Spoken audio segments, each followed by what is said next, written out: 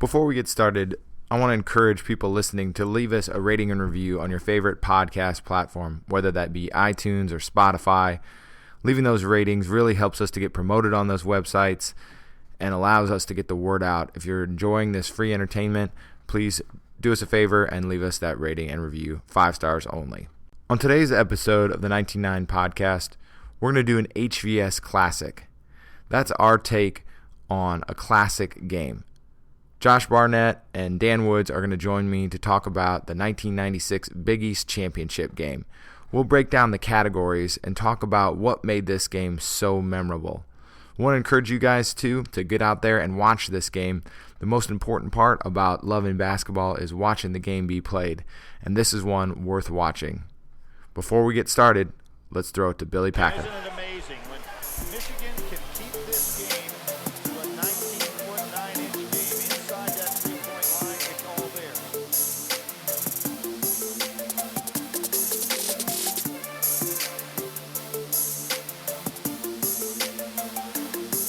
move by Steve Fisher here. Turn it into the 19-9 game. What's going on, guys? What's up, sir? Good to have you guys back. No, we're having you here. Let's get that straight. Let's not get that twisted ever again, okay? Thought I was irreplaceable.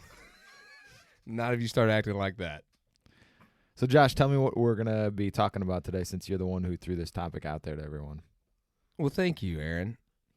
I'm actually headed to the Big East tournament in a week and a half, and so I thought it'd be a good time. We did this early on. We did you love to call them rewatchable. UMass, right? Mm-hmm. UMass, what do we do? UMass, you Kentucky. rebranded it, so these are HVS Classics. now. HVS Classics, Yeah. much better. Yeah. Much better. Yeah. Just rolls off the tongue. We're not stealing Ringer property. Yeah, exactly. We'll get sued for nothing. They're worth Joke's a lot. on They're them. worth a You lot. got it. They've got a lot got of it. Yeah, they got a lot of do. money to throw around now too. Joke's on you guys. We don't have anything. No, but I wanted to touch base before I left town, and I didn't know if we'd be able to, because I know Dan's going out of town next week. So I wanted to touch base and go over the HVS Classic, the 96 Georgetown UConn Big East Championship at Madison Square Garden, and kind of get your guys' take on it, and just kind of discuss and talk about the game. Not just the game, but the style, the coaches, the announcers, the whole. Well, set the scene for us. deal. Like, what jumps out to you about these two teams, that time period? Like, why'd you pick this game? All right, so number one, the reason I picked the game because I'm going to NYC, and it's been a bucket list to go. You gonna be at Madison Square Garden? Yes, sir. With some 99 product. Man, Yeah, we'll be selling in there, so that's a big deal. Celebrating the 40th anniversary of the Big East. So we'll have we'll put some stuff out on social media while we're out there, and hopefully do some podcasts and stuff while we're out there too. you're going to, by the way. Yeah, we're going to. And so, that this is the Big East Championship game that jumped off or came to top of mind because it's Ray Allen, it's Allen Iverson, it's John Thompson, it's Jim Calhoun, it's the up-tempos versus the Air Jordan 11s. It's a tale of two. Allen versus Allen. Yeah, heavyweight uniforms, right, with the 99 UConn, or the 95 UConn, 96 UConn, sorry, which are also the 99 ones, and the Kente cloth Georgetown icons. So I thought, let's get into it. Let's do it. And we get Vital on the call. We get Madison Square Garden.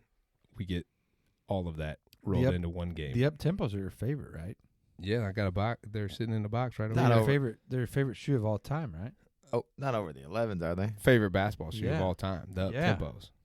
I've always remembered that, actually. Yeah, I appreciate you. What? So paying attention. Dan? We were talking off mic. Did you say that this was the first time you'd seen this, and so It is the first time because I'm 85. I'm born in 85, so that I was 10 years old when that happened. So, and I'm a big basketball fan at this time, so I know all these guys. It's funny going back and rewatching it, the names you forget, like Georgetown's bigs. Jihadi White, Yeah. Othello Harrington. Yes. Georgetown always had. Was it Victor Page too? Was the other guard? Victor Page was the Yeah. lefty guard. Fast, quick as shit. He lit up that tournament too. Lit it up. And it was just going back. So I know we talked about the first thing that stuck out is bigs. They were true bigs. No high ball screens. True bigs clogging the lane for these guys. But they played fast. that's what jumped out at me was how fast both teams played. So They got it gone. secondary break, like they would fast break off made baskets, both teams, and they would get layups at the other end. It was incredible. UConn especially, the couple early. I mean, they were like catch, go, gone. Like one dribble. There was back and forth. There wasn't a bunch of scoring in the first couple minutes, but both teams were flat out running. And I think it took almost 4 minutes till the first field goal was made. The fun part to me is knowing in hindsight what happens in the future. And so you look at some of the key components of that UConn national championship team in '99 were getting major minutes and playing there on that stage, but they were young. Yeah. Super young. And so the focus is Ray Allen. Duron Sheffer is another name from the past that I love. So I would have never known Duron Sheffer because – 10. Yep. No NBA, just a guy that Great college basketball. Great college basketball player. Like leading backcourt, those two in the backcourt, and I would have never, truly, probably the first time I ever saw his name. This is what I remember today. He's like and this is a bad way of putting it, but a poor man Steve Blake. Remember how good Steve Blake was at Maryland? Just watched the Instagram video the other day when he squared up. That's why I said. You know that Steve Blake is, or that Duron Sheffer is a poor man Steve Blake, because Steve Blake did it in the league. He's like more like an Aaron Kraft. Like I can't believe like how many Ohio State records he has. It's just weird to played think a lot of games. I know, a lot of games. I know, but you have to be good to play a lot of games. You got to be good. Yeah, but and just stay for a long time. By the way, scrolled through good, Instagram but not good enough. Like right, because otherwise you leave well, early or couldn't go. shoot. Yeah. Well, with Kraft, I know what you're saying. Yeah. The Steve Blake Instagram video where he squares So up good. on the guy. Why is that coming back all of a sudden now? I just saw it yesterday. He was squaring up on the guy, blocking him out, like playing a pickup game at Maryland. Yeah, it was Gilchrist. Just squaring up on him. Didn't like, give a shit. Not scared. That was one bit, going to kill him. I think the backstory was it was freshman Gilchrist came in really highly rated, and Blake was like the incumbent. And it was like, hey, Rook, I'm not going at those guys. Not taking shit. I think like this is Gilchrist Maryland. This is how we're gonna play. Cargo basketball shorts. It's a weird time for outfits.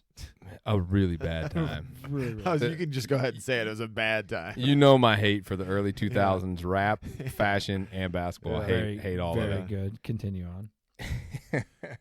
So yeah, that's what jumped out to me was just how fast both those teams got up and down the court. And I don't know. When we do these things in the past, I think I've texted or called Meyer in the past too, where I've watched like an old game from the mid to late 80s, and I can't get over the quality of basketball. And I don't know if that's nostalgia, if that's because the players today are better. I'll give you that. Have to be. They're better from an athletic standpoint, but I don't know, and probably a skill standpoint too, but I don't, from a basketball IQ standpoint, and everybody playing and seeing, and in, I guess in my head, what the vision of what good basketball is, it always jumps out off the page and off the video to me when we do these rewatchable games. Excuse me, HVS classics. Thank you.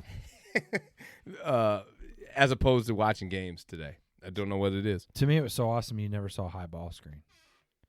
Never, not one time. And games evolve, games change. You know what didn't copycat evolve? shit. So one of the categories here is what age the best. Is that what it is? Style of play? Like that's what I want. That's what I'm wondering. Thought. You know what didn't change? Finish that thought. The 3 officials officiating that game, all still big time officials except for maybe one. Higgins still officiates a ton. Ted Valentine still officiates. And I forget the other one. I thought your drop-in was going to be way better than that. No.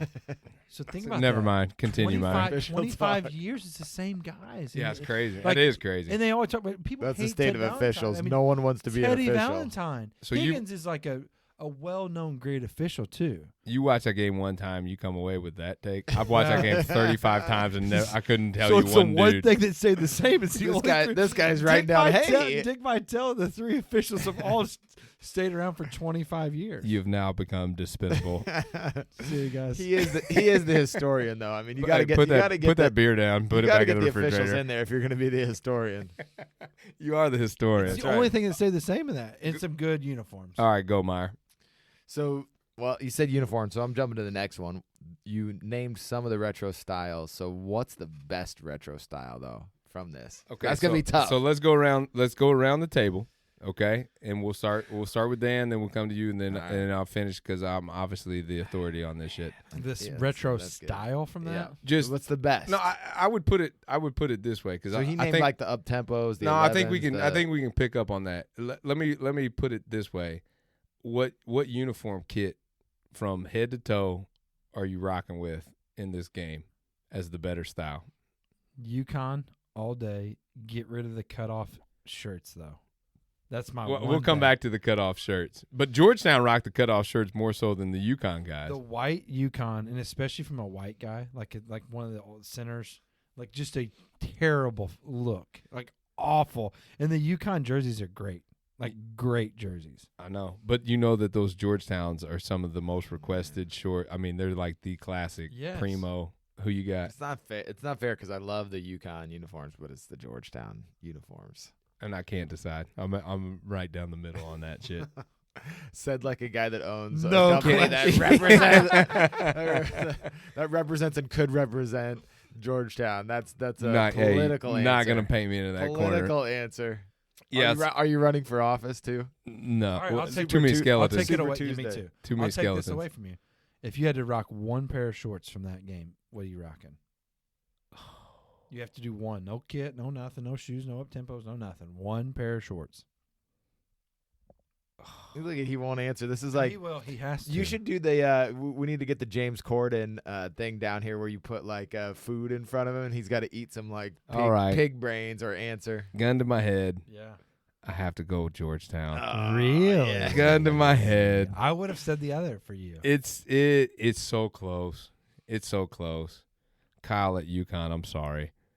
And the thing about those uniforms, like especially the UConn, like they're made of like thick material, not like today where they're like very very thin. Right. Nike Like at that time. you can see like Ray Allen's jersey where like the UConn is across the stitching, or like it's pulled. You okay Good over there? material. You gonna make I it? had a burp and I don't have a We button. cannot have any one of us die down here. It would be bad for business. And you had me nervous there for a second. But hey, go back to the cutoff shirts. We've talked Oh about my cutoff God. shirts in the past. This is just the worst choice ever. So here's my problem with the cutoff shirts. I've said this on this pod before, but you weren't here and you obviously don't listen. So I like and subscribe. I listen to most. oh, that's a good lead in. Please like and subscribe. Text a neighbor or email a friend. Text your neighbor. That's gonna be the new cutaway. So the problem with the cutoff shirts, right, is the ones that go off the shoulders. So if you cut it clean, right? Yeah. Just cut it so it's only the neck showing and it doesn't come off of the shoulders. Iverson has one of the worst cutoffs in that thing. It's pointy as shit. I love it. And it's going on, And it's like navy blue. and Iverson is a basketball fashion icon. I disagree. It's a bad look. I disagree. I think that's the way you do it. Is to Oh, make it as I would have hated jagged. Meyer in high Like, school. There's a jagged. big part of me that hates Meyer every day out here. I just want can't the help but I do want the it. jagged cut like you did it in 2 seconds before. The shoe bridge. Yeah, That's look, the when shoe you- bridge. Like when the you're shoe drunk and the bridge. guy just like starts ripping the That's shoe it. bridge. Yeah, That's exactly. exactly what I don't it know. is. Come over here. Let me chew it off real Yes. quick. So That's you're it. telling me like this Nike brand shirt that you guys have about 40,000 in apparel, you can't pull up a good shirt? to No, cut because they off? cut them themselves. Oh, They did. No, I know it's unbelievable. didn't do Couldn't cutoffs. even get a decent shirt. Dude, I was so good at cutting off shirts in high school that the team would just bring me their white shirts and I would cut them for them because I was so precise with I it. I believe know it. that's hard for you guys to believe. I do believe that. I Pretty. would've- Pretty. I would have Hey. rejected Hey, yours. it is Pretty. nice. I would have given So them back. I used to do. HQ, we'll give a little shout out. The He Got Game poster. That is, Ray Allen took me back to that, even like younger, obviously. But that game made me think of young, because I'm young, 10 years old. Yeah. I never got to see Ray Allen really when he was young. So so Meyer, you were asking what aged the best from that game, and it'll be interesting because I didn't really understand what you were asking there. So, but my initial thought Well, was the game has changed, right? So like, what? Right, What, so I what thought- sticks out that's like, oh, that'd be cool to see okay. today. So this is why this game's a classic. That's how I took it. Like, why is this game a classic? Yeah, this why, game, why did we want to watch it today? this game is a classic. Number one, because of the ending. But number two, it's because of how good Ray Allen and Allen Iverson were then, and then how good they continued to be. So if it's throw out two good college players from 30 years ago, it's probably not the same because of the star power. That those were serious stars. The star of stars. I agree. Both of them. And that's what jumps out to me is like these guys were stars in college and they're Hall of Famers in the long NBA. runs too. It wasn't Long like 5, 10-year runs in the NBA. It was really, really long. But you also get peak Vital. He's Vital. He is awesome. on his game in this sounds this game. completely like now he sounds like a guy that's kind of like He's old. Yeah, he's lost a little bit of it. He's a figurehead more than anything now. What's the most iconic thing? So there was one thing where I watched that game and I remember going back and doing this on my buddy's backyard. What's the most iconic play from that game? And I don't know why it stuck out to me. Well, it has to be the Ray Allen shot. It has to be the shot at the end. feel like that's a but you trick wouldn't go question. up back out there and try to mimic that because he had no idea what he was doing when he No. got in the air. So when Iverson's guarding Ray Allen and he hits the shot in the middle and the and one was the one time where I drew back to where I was like, when Ray Allen hit the and one. when Ray Allen hit the and one, And he was Iverson the gets defensive player of the pissed. year, yes, and it's like a lot of emotion. And Allen starts out like 3 of 4. Yeah, he starts off hot and then goes dog shit cold. Over 13, and they talk about how during it that his touches are so small. And I remember that Zach Barrett's backyard we talk about, and I was young, I was in elementary school, and that brought me back to, I was like, man, that's exactly what we brought that back from. And it's so weird to think about. I was 10 years old when that happened. It's a hell of a shot too, though. Yes. But you know what I noticed too was in the first half, especially Ray Allen was leaving his feet on every time he had the ball, he left his feet. And there was a couple times that he got caught in the air and had to make a quick decision that he didn't know what he was doing. It was kind of like foreshadowing of that's almost going to fuck you over here in about 15 minutes on the biggest play of the game, but he somehow rattles it in, rolls it in. Weird shot. One of the weirdest. I'm going off the table, and I need to give a shout out to the blog too here. One of the things when I watched this Allen Iverson team during the summer was it was almost impossible to find someone to compare Iverson to because he was so cool in this game. Like the 11s, those uniforms, the way he carried himself was unbelievable. So I actually compared him to Jimi Hendrix because I couldn't find even a basketball player that was that iconic for me as a young man. Like I just couldn't believe that this guy was as good at basketball as he was, and still this kind of transcended in the way that he carried himself and the way that he looked and played the game. He had a mystique. Iverson had a mystique about him. Yeah. And a lot of that came from the bowling alley brawl. Yeah. And nobody really knew that story. Like, only thing that got out in media was basically this dude incited a riot, which we know now is not true at all, and he basically got fucked. And my dad always told me that. Somehow my dad, Gare Bear, knew about it. The man. He knew about it. And he always told me, he was like, yeah, he got a raw deal on that. Like, don't listen to it. Like he got a raw deal. But we didn't have internet. Right. So it wasn't, like, easy to find. So he kind of came in this mystique of, like, who is this guy? Is he, a ball player? Is he a criminal? Like, what? And then he goes to Georgetown, and John Thompson embraces him, and a different kind of Hoya paranoia takes over. But those Georgetown teams were so good and so much fun to watch. And Iverson, you could make the argument that he made the 11s as iconic as MJ. I think you did make that argument. I did one time, but Dan doesn't listen, remember, so I had to make it again. Good, I appreciate it. Ooh. Think about it. If you ask people what they remember the most about the 11, I bet it would be alarming to you how many people said Iverson before they ever get to MJ. Because he wore him first? Is that No, but it wouldn't have been first because they wouldn't have been out because Jordan wore him in he 95 right the playoffs. when they got beat. Okay, yes. So the part about the 11s that makes it so iconic is Iverson is a big one. Jordan is iconic, and he's in the height of his career at that time. It was the comeback. Yeah. It was the true comeback in the Space Jam and all that 72-10 shit. season, Yeah, too. right, exactly. But Yeah, that's the when the 70s up-tempos were out there too. And then they wore him. What was it? Boys II Men wore him to the Grammys too, I love it.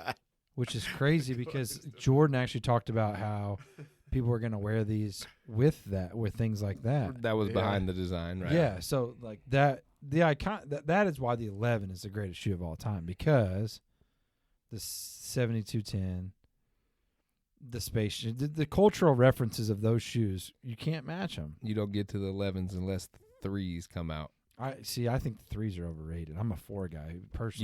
You don't get the 4s if the 3s don't come out. The 3s you don't are get great. any more Jordans. Are you a cement 3 guy? I'm a Jordan 3 guy. I know. Through and through. And I'm a period. 4 guy, which is crazy. Yeah. I almost wore the white military. Myers over there before laughing. tonight. I'm waiting for a little jump in. No, I'm just enjoying it. You guys are right on. I'm agreeing with both sides. But the culture. I had the 4s first though, just to get in there. So I didn't get into the Jordan game till the 5s. My mom bought me a pair of 5s. My mom refused to buy Was me anything legit. expensive. Oh, Deb, come on, Never Deb. broke. But the cultural references from that game are crazy, because Georgetown. I mean, Yeah. John Thompson, in a place where, I mean, I don't. If anybody's ever been to Georgetown, like, it is in the heart of DC.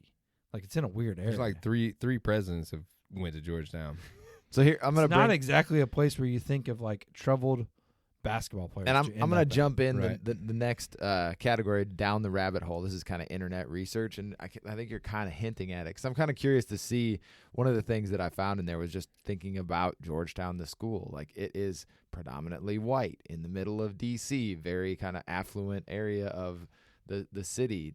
You know, Thompson carved out this just interesting space, and then the uniforms here are not, again, I mean, they kind of stepped out there. I found some articles on like how they came up with that pattern. I mean, that's a traditional African pattern.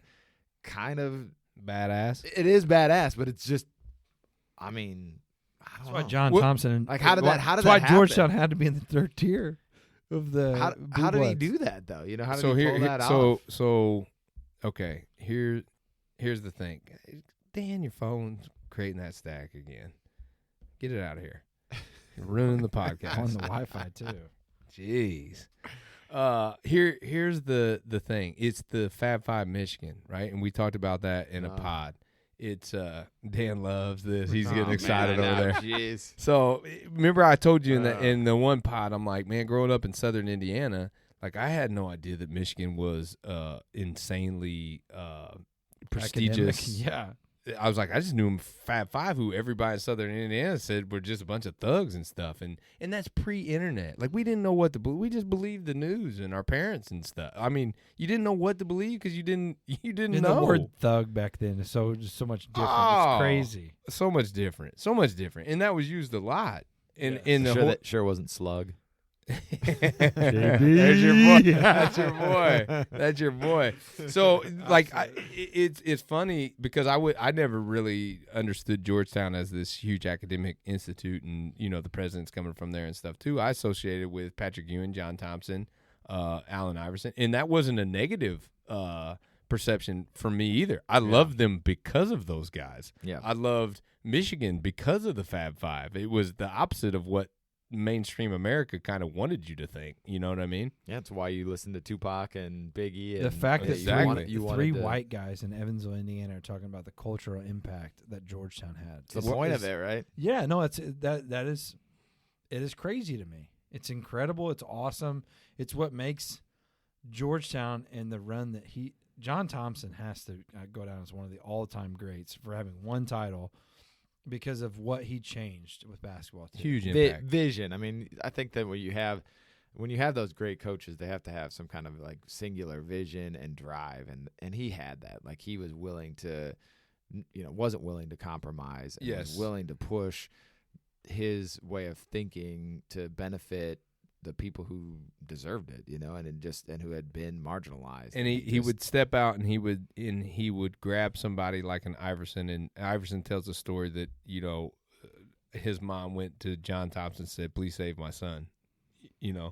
and Thompson took him on. And then there's the story of I can't remember where they were, but there were signs out there that were disparaging towards Iverson, and he basically John Thompson walked up to the AD at the school and said, "The signs come down or my team doesn't come out of that locker room, period." What I mean, that almost gives me chills just telling that story. Like, that's some legit shit. It is leadership. That's leadership 101. Like, he knew. Exactly. So, yeah, John Why Thompson's they've had the man. such a hard time replacing him. Well, sure, year. you can't Yeah. replace legends. I think No. the one thing when we do these pods and the Blue Blood pods too, is that's the one thing that becomes very apparent. It is very hard to replace legends, and it doesn't really necessarily come from just the winning. It's what those guys represented. They take over your program. They take over the Right. the view. Bob Knight in Indiana is the And for state all- of Indiana. And for all his faults, yeah, Bob Knight did some tremendous things for the Yes. university and for individuals of all backgrounds, races, all of that shit. And I think that gets glossed over with him some too.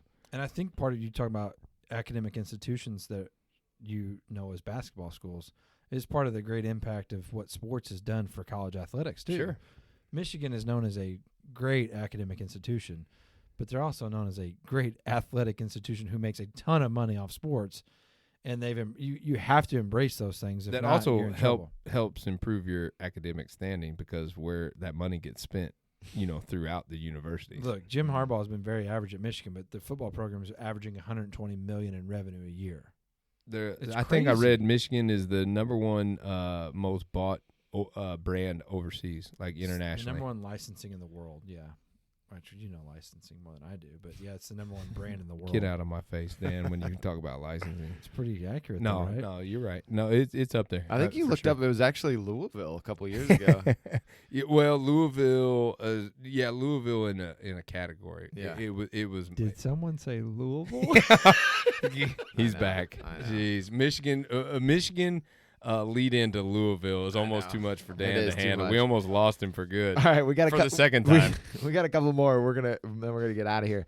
I think this will be a fun one. I want to get you guys' take on. Would this game have been better if Bill Walton had been on the color commentary? No. Dick Vitale's at his best, and I think Brad Nessler's on the call too. Yeah, I think so. He is. So you No. swap out Dickie V. for Okay, Bill okay. So Walton. So Barnett loves here's my Bill deal, Walton. right? Here's my deal because I knew that this one was made tailor made for me, and I just did a solo, our first ever. I don't even remember what I called it, but it was ISO HVS ISO, where I just talked about Yes. Bill Walton with the Oregon Arizona game, and talked for 15 minutes straight about how much I love Bill Walton. I agree with Dan.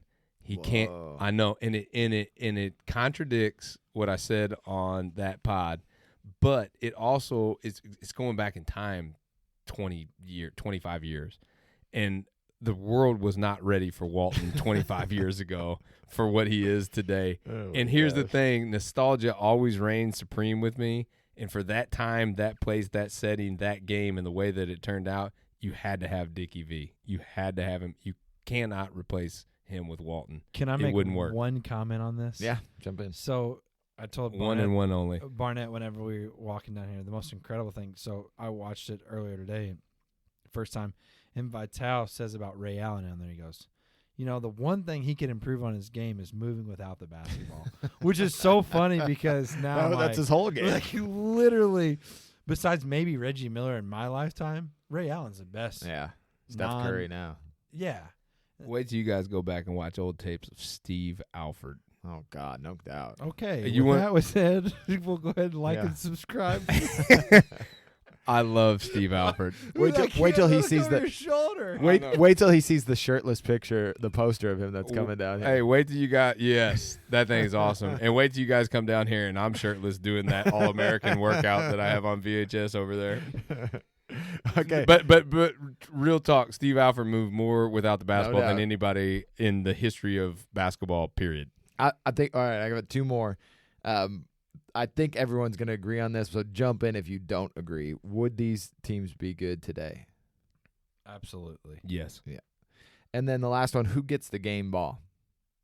Because I think it's easy to say.